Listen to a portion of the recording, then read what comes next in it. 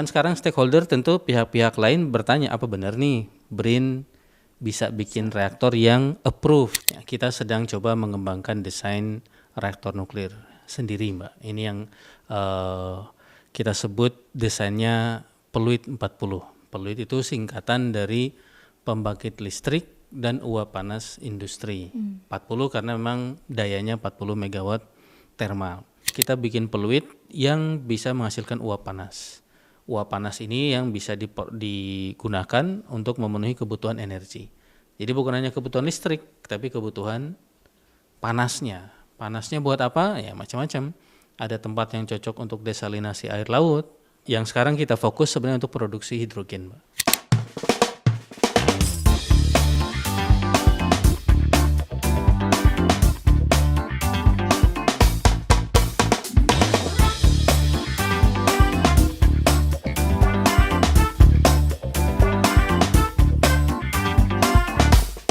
Ngobras, ngobrol santai bersama Periset. Kawan BRIN, kembali lagi di Ngobras, ngobrol santai bersama Periset. Pak Topan, selain revitalisasi reaktor, saat ini Bapak beserta tim sedang riset apa sih? Ya, makasih Mbak. Tadi salah satu target kita revitalisasi RSG gas ya. Di sisi lain untuk energi yang outputnya energi nuklir tadi, ya, kita sedang coba mengembangkan desain reaktor nuklir sendiri, Mbak. Ini yang kita sebut desainnya Pluit 40. Pluit itu singkatan dari pembangkit listrik dan uap panas industri. 40 karena memang dayanya 40 megawatt thermal. Tentu juga kita ingin peluit ya. Peluit dalam artian kayak kick off-nya lah. Kayak start untuk memulai era energi nuklir di Indonesia. Ini yang sedang kita siapkan dan ini pun tidak kita mulai saat ini, bahkan tipe reaktornya itu reaktor yang disebut high temperature gas cooled reactor. Jadi reaktor yang high temperature, output temperaturnya tinggi. Ya, makanya tadi kita sebut uap panas, Mbak ya. Ini Indonesia sudah terlibat di IAEA, di komunitas internasional sejak tahun 90-an mempelajari reaktor ini. Para senior-senior kita pulang dari Jerman saat itu belajar. Jadi ini menarik, kembali ke pertama Harteknas, Pak Habibie belajar Dirgantara. Di tempat Pak Habibie kuliah, itu sebenarnya melahirkan teknologi nuklir juga. Teknologi itulah yang sekarang sedang kita coba pelajari kembali ya, dengan desain namanya Pluit 40. Itu yang sedang kita coba develop, kita kembangkan saat ini, Mbak. Wah, canggih sekali ya para periset Bapak ini. Dan untuk tipenya tadi HTGR ya Pak ya. Kemudian untuk SMR ini apa Pak nih? Small Modular Reactor. Ya, sekarang lagi tren Small Modular Reactor ya. Karena kalau kembali di awal, reaktor nuklir itu biasanya ukurannya 1 giga Mbak. Jadi 1000 mega. Sekarang reaktor nuklir makin berkembang, ekspansi. Di dunia sekarang ada sekitar 450 reaktor nuklir yang sedang beroperasi. Umumnya itu 1 giga. Ketika dia mau expand ke daerah-daerah termasuk Asia Tenggara dan lain sebagainya, ternyata ketemu infrastruktur yang tidak sebesar di Eropa, di negara benua yang besar seperti Cina, Amerika ya. Di Indonesia kan kepisah-kepisah tuh. Dan banyak negara lain, jadi ternyata tidak semua wilayah siap untuk infrastruktur yang besar. Jadi kalau dibangun 1 giga, 1000 mega itu dia nggak siap.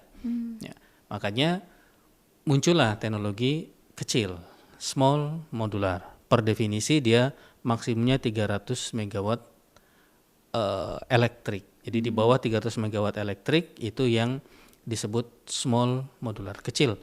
Kalau perlu gede gimana? Ya tinggal nanti di modular, di modul-modul aja. Jadi kalau satunya katakanlah 100 megawatt elektrik nih, saya perlu 500, ya nanti ditambah 100 jadi 5. Itu dari sisi ukuran kecil. Nah, mengapa menarik small modular? Karena juga nanti ya kemampuan modulernya itu ya, dimulai dari kecil dulu, modalnya juga kecil, baru nanti nambah-nambah terus begitu Mas. Oh, jadi versi mininya PLTN versi gitu. Kecilnya, betul. Iya. Kemudian untuk tadi Pluit 40 itu tujuan dikembangkannya apa Pak? Ya, Pluit secara tren besar dia masuk juga small modular, kecil ya, bahkan lebih kecil lagi, lebih kecil dari umumnya SMR yang 100-an. Itu 40 megawatt thermal atau sekitar 10 sampai 13 megawatt elektrik. Tujuannya apa? Kita ingin coba di satu sisi tentu sebagai lembaga riset, BRIN ya mencoba untuk punya output yang bermanfaat bagi nasional. Di tahap pertama kita ingin melahirkan desain dari Indonesia ya, dari BRIN ya. Jadi tujuannya satu memang pencapaian secara ilmiah dari target. Kita ingin punya desain yang bisa juga berkontribusi seperti SMR lainnya di daerah-daerah yang kecil seperti di Indonesia. Selain listrik yang juga kecil, kita bikin peluit yang bisa menghasilkan uap panas. Uap panas ini yang bisa digunakan untuk memenuhi kebutuhan energi. Jadi bukan hanya kebutuhan listrik, tapi kebutuhan panasnya. Panasnya buat apa? Ya macam-macam. Ada tempat yang cocok untuk desalinasi air laut. Kita juga banyak di Indonesia demand itu. Ada yang sekarang kita fokus sebenarnya untuk produksi hidrogen, Mbak. Jadi panasnya itu bisa dipakai untuk produksi hidrogen. Jadi untuk bikin hidrogen yang juga salah satu target nasional kita bisa pakai listrik dan uap yang keduanya dihasilkan oleh Pluit 40. Jadi itu di antara target teknisnya ya. Kembali kalau kita bicara filosofinya tadi, memang kita ingin akumulasi knowledge yang sudah dibangun para periset nuklir Indonesia sejak 90-an, kita ingin aktualisasikan. Nah, aktualisasi yang pertama yang terdekat kita targetkan, ya tadi dengan prinsip bertahap, itu adalah design approval, persetujuan desain. Ini menjadi konsep di BRIN bahwasanya hasil kita itu yang ngakui itu jangan kita, gitu. Harus ada pihak ketiga yang mengakui. Nah, kalau kita bikin desain, pengakuannya bisa macam-macam ya. Kita mulai dari publikasi ilmiah, publikasi kita diakui, oke. Tetapi kita tidak cukup dengan itu, kita ingin desainnya di acknowledge oleh lembaga internasional. Alhamdulillah ini pun sudah, jadi IAEA, Lembaga Nuklir Internasional itu mengeluarkan data reaktor SMR yang sedang dikembangkan. Nah, salah satu yang di acknowledge sebagai reaktor SMR yang sedang dikembangkan adalah Pluit 40. September ini mereka akan mengeluarkan versi list terbaru. Jadi 2022 itu ada 80 desain SMR, salah satunya Pluit. Nah, September ini katanya mereka akan menyaring karena banyak desain yang hanya nama tapi udah forgotten ya, udah dilupakan. Desainernya udah kemana gitu, namanya masih ada di situ dan progresnya tidak ada. Nah, Pluit 40 kita sedang proses ya, alhamdulillah initial agreement kita sudah dapat ACC bisa masuk di situ. Itu pengakuan internasional. Dan yang ketiga yang lebih penting adalah approval dari Bapeten, dari badan regulator kita, Bapeten. Nah, kalau Bapeten mengakui maka itu menjadi desain yang approve ya, yang diakui dari sisi safety-nya, security-nya, safeguard-nya. Itu apa yang kita inginkan dengan Pluit 40. Baik, jika sudah mendapatkan approval baik dari lokal ya, Bapeten maupun dari IAEA, itu apakah nanti akan dibangun di Indonesia peluit ini? Ya, kalau kita bicara maka dari sisi BRIN harapannya BRIN tentu berharap itu bisa dibangun sebagai reaktor demo. Karena BRIN sebagai lembaga riset berwenang untuk membangun reaktor selama tidak komersial. Selama tidak komersial dia bisa dibangun tuh oleh BRIN. Dan ini kembali privilege yang besar bagi BRIN punya. Melanjutkan privilege-nya Batan sebelumnya, kita bisa membangun. Tapi kolega-kolega stakeholder kita dari DEN, dari SDM lain bertanya, nanti kalau demo udah dibangun, terus demonya bisa dipakai apa? Apakah hanya untuk kesenangan para periset reaktor seperti saya dan teman-teman? Makanya Pluit 40 kita coba menjawab, enggak. Kalau dia sudah dibangun demo, itu cita-cita kita ngajukan juga, BRIN mengajukan ke Bappenas supaya bisa dijadikan terbangun demo plan-nya dalam kolom R&D. Jadi kita tidak bicara rencana pemenuhan energi, masih R&D nasional bikin demo Pluit 40 terbangun. Nah, setelah terbangun, dia reaktor yang sama, misalnya cangkir ini ya Mbak, itu bisa dipakai persis, tetapi secara komersial. Jadi tanpa perlu digedekan lagi, mutakhirkan lagi, ini reaktor yang percis itu yang bisa dikomersialisasikan. Ini yang kita coba komunikasikan ke berbagai pihak, ya, termasuk internasional, karena kita kembali secara filosofi BRIN juga mengajak kolaborasi dengan pihak internasional untuk sama-sama membangun Pluit 40. Tapi dalam konsep Pluit 40 tentu BRIN menjadi pemegang desain utama, baru kolega-kolega lain mendampingi, membantu. Jadi kembali pertanyaannya, apakah akan dibangun? Harapannya itu bisa dibangun. Bahkan Mbak Indri, ini sebenarnya alternatif ya. Di awal tadi kita bilang PLTN skemanya akan seperti apa, teknologi luar negeri dibangun di Indonesia secara komersial. Ini plan A. Plan A-nya seperti itu, rencana A-nya. Rencana B-nya sambil kita menunggu ya sebenarnya kalau demo ini oke, bisa menjadi alternatif mulainya komersialisasi kalau yang demonya itu nanti dijadikan komersial ya. Jadi rencananya, keinginan kita BRIN merencanakan agar itu bisa dibangun tentunya menjadi demo yang bisa diduplikasi ulang menjadi komersial. Idenya seperti itu Mbak, rencananya. Iya.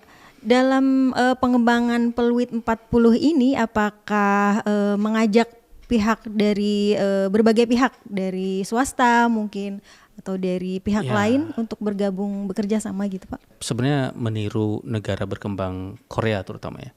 Korea ketika menjual teknologinya ke Uni Emirat Arab itu terkenal dengan nama Tim Korea. Jadi berbagai pihak di Korea itu berkumpul menargetkan kita harus ekspor teknologi Korea. Nah, kita pun menggaungkan tim Indonesia karena tidak cukup. Bahkan di nasional BRIN sendiri tidak cukup, kita perlu engineering company. Maka kita mengundang engineering company. Kita bahkan ada juga kerjasama dengan beberapa kampus ya, ITB dan beberapa kampus lain bekerjasama untuk mengembangkan itu. Jadi ada private-nya juga, ada lembaga yang anak perusahaan dari PLN bahkan ya, yang kita kerjasama, ya kita sebut sementara ini kita kerjasama misalnya dengan PLN Nusantara Power. Mereka siap nih, ini tentu ini masih diskusi, mereka siap bekerja sama-sama membangun Pluit 40 tersebut. Itu baru nasional.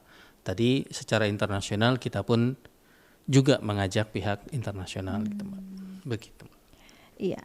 Kapan Pluit 40 ini kira-kira bisa direalisasikan Pak? Dan prosesnya sudah sampai mana sekarang? Ya, saat ini Pluit 40 sedang memulai tahapan desain approval tadi. Persetujuan desain di Bapeten. Terakhir kita sudah bertemu Bapeten dan Bapeten memberikan green light ya. Ini bisa mulai persetujuan desain. Direncanakan persetujuan desain ini harapannya bisa mengambil waktu 2 tahun ya Mbak ya. Jadi 2 tahun maka kita bisa punya approved design yang disetujui oleh Bapeten. Lama juga ya 2 tahun. Bagi reaktor nuklir sih sebentar ya. 2 tahun kalau ya banyak hal mungkin lama ya. Tapi untuk reaktor nuklir 2 tahun sebenarnya tantangan tersendiri, bisa ngerjakan dalam 2 tahun. Mungkin boleh dibilang cepat lah ya. Target optimis. Tapi itu kita coba jalani. Jadi 2 tahun ini dapat desainnya approve. Nah ini yang kita coba terus bangun trust ke stakeholder. Kan sekarang stakeholder tentu pihak-pihak lain bertanya, apa benar nih BRIN bisa bikin reaktor yang approve oleh Bapeten. Dan mohon diingat, approve oleh Bapeten itu bukan sembarangan Mbak.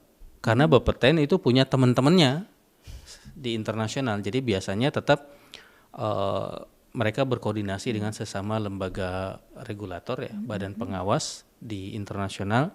Mereka hati-hati sekali ketika meng-approve sebuah desain. Jadi itu pencapaian yang boleh dibilang target terdekat, kemenangan quick win kita punya desain approve yang dihasilkan oleh periset di Indonesia, BRIN sebagai pelopornya dan teman-teman lain tim Indonesia tadi kerjasama juga dengan pihak internasional.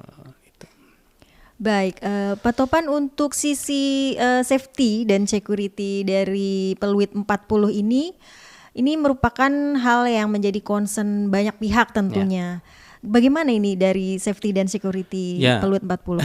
Sebenarnya nyambung dengan tentunya secara jawaban saya bisa sangat menjawab ini aman, ya. Tentunya saya bisa menjawab. Tapi tadi secara filosofis BRIN prinsipnya harus ada pihak ketiga yang jawab itu. Kalau jawaban saya tentu ini aman ya. Ini akan didesain secara aman, secure, ya safe, ya selamat dan aman. Tetapi kita ingin membuktikan bahwa Peluit 40 itu memenuhi kriteria triple S ya, Mbak. Safe, selamat. Jadi reaktor nuklir itu harus safe, dia selamat. Jadi punya fitur-fitur keselamatan yang baik ya. Tapi dia juga harus secure, harus aman. Ya, kalau saya bayangkan misalnya mobil ya, ada mobil yang punya safety system yang bagus.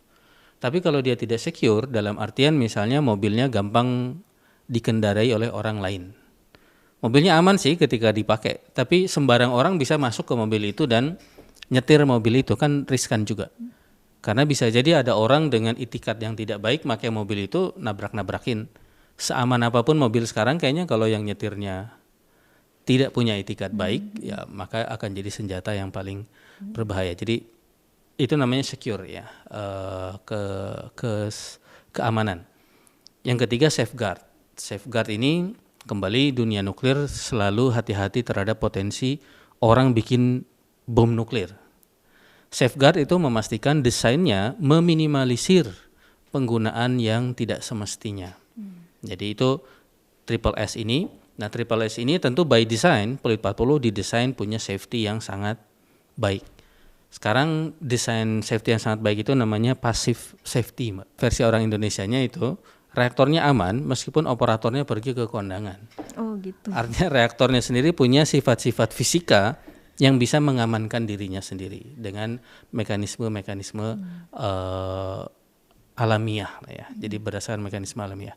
By design seperti itu, tapi kembali tidak fair kalau yang jawab saya. Tentu saya bilang aman. Nah, makanya kita BRIN menargetkan dapat approval design. Mendapatkan approval design itu pembuktian bahwa memang reaktornya aman. Dan pihak Bapeten tentu sangat independen ya. Jadi kita nggak bisa bermain-main dengan pihak Bapeten tadi karena Bapeten pasti hati-hati ya untuk memberikan. Iya, terakhir nih Pak, pandangan masyarakat kita masih banyak yang takut nih sama nuklir. Bahkan ada yang menolak ya kalau dibangun PLTN nih di Indonesia. Kira-kira apa yang bisa kita lakukan untuk mengedukasi masyarakat supaya mereka bisa lebih menerima program nuklir pemerintah ini? Ya, makasih. Pertama, ya public acceptance ini menjadi tema yang makin meningkat ya. Sebelum masuk ke public acceptance, sebenarnya BRIN hadir menjadi lembaga negara yang akan memberikan data-data ilmiah sebenarnya. Kalau kembali ke fungsi BRIN ya, maka BRIN meyakinkan pemerintah bahwasanya kalau ada reaktor nuklir, dia safe loh dan dia bisa membantu untuk tercapainya target nasional yaitu transisi energi dan pembangunan untuk keluar dari middle income trap, untuk memanfaatkan bonus demografi secara optimal. Ini saya pikir yang utama dulu. BRIN punya konsep data ilmiah disampaikan kepada pihak pemerintah dan go nuklir ini adalah hajatan pemerintah, kepentingan nasional. Jadi semua pihak nasional harus bergerak untuk melaksanakan hal ini. Saya singgung ini sebelum masuk ke public acceptance karena pengalaman menarik ketika kebetulan saya ada di Jepang masih studi saat kejadian Fukushima ya. Dan bagaimana di akhir-akhir itu terjadi fenomena yang sangat menarik. Profesor di kampus menyatakan kita harus tetap pakai nuklir. Kalau tidak Jepang akan menjadi negeri yang lemah kalau tidak pakai nuklir. Tapi di jalanan yang demo itu selebriti demo. Selebriti demo mendemokan ngapain nuklir, nanti celaka seperti Fukushima dan lain sebagainya. Artinya kita akan selalu adu antara data ilmiah dengan ajakan populis. Ya. Maka BRIN paling mendasar adalah BRIN ingin memberikan data yang ilmiah berdasarkan kemampuan BRIN. Nah, itu satu sisi. Jadi BRIN fokus pada bahwa benar loh kalau kita punya PLTN itu maka kita bisa sukses pembangunannya dan sesuai yang kita rencanakan. Itu satu, jadi BRIN punya data ilmiah, sekarang bagaimana data ini bisa kita sosialisasikan. Nah, bagaimana mensosialisasikan data ini dengan baik, bahwa ini aman dan lain sebagainya, ini mungkin PR yang tadi dimaksud. Ya, salah satunya mungkin dengan acara seperti Ngobras ini, Mbak ya. Acara-acara lain yang mengenalkan tentang reaktor nuklir kepada masyarakat. Ya, sebenarnya cara yang paling mudah menurut saya berkaca kepada negara berkembang lainnya. Betul. Dan ini mungkin kepada kawan BRIN atau temennya kawan BRIN yang masih ragu ya Mbak. Sebenarnya kita lihat aja ya, Turki, Uni Emirat Arab, Mesir, mereka punya semua keraguan seperti yang kita ragukan. Ya, misalnya mereka ragu gimana kalau celaka. Nah, orang Turki juga ragu, tetapi akhirnya mereka berani mengambil itu karena apa? Ada resiko, tapi juga ada mitigasinya, ada solusinya. Kita tidak bicara PLTN bisa aman, tidak aman 100%. Ada resiko loh, resiko itu kita identifikasi, lalu kita cari solusi-solusinya. Nah ini data-data seperti ini yang perlu disampaikan kepada publik dengan baik. Tapi peran BRIN tadi memastikan datanya benar. Kalau memang bahaya ya BRIN harus bilang bahaya sebagai orang saintis ya, sebagai BRIN lembaga riset dan inovasi dia harus bicara sesuai fakta dan data. Itulah BRIN ada. Saya pikir kepala BRIN sering menyampaikan ini. Ya, tapi bagaimana menyampaikan data yang udah benar ini kayak kasus Jepang bisa kalah oleh suara populis yang lebih banyak. Nah ini mungkin strateginya seperti apa, kegiatan-kegiatan sosial. Di BRIN sendiri pun sepertinya kita perlu minta tolong ke teman-teman sosial ya. Karena kayak saya ditrain menjadi desainer reaktor nuklir misalnya. Saya tidak ditrain bagaimana cara mengkomunikasikan reaktor nuklir ke masyarakat. Mungkin ada orang-orang sosial di BRIN yang lebih expert dan lain sebagainya. Jadi semua pintu kompetensi harus dimanfaatkan ya untuk sosialisasi ini. Iya betul sekali. Kalau kita dikuasai rasa takut terus-menerus tidak akan maju-maju gitu ya, Pak Topan ya. Betul. Ya menarik sekali obrolan kita hari ini kawan BRIN. Terima kasih banyak Pak Topan atas informasi yang disampaikan hari ini, luar biasa sekali. Kita bertambah wawasan dan ilmu tentu saja. Semoga obrolan kita hari ini dapat bermanfaat dan menginspirasi kita semua. Amin. Ya kawan BRIN, pemanfaatan energi nuklir saat ini diaplikasikan dalam berbagai bidang kehidupan manusia, termasuk pembangkitan energi listrik. Dengan mengandalkan pengalaman dan riset yang matang, Indonesia telah siap untuk go nuklir. Tidak hanya demi mencapai net zero emission pada tahun 2060 mendatang, tapi demi kemajuan bangsa Indonesia. Saya Indristiani undur diri, kritis berpikir, kreatif berinovasi. Sampai jumpa pada Ngobras edisi selanjutnya. Terima kasih Pak Topan.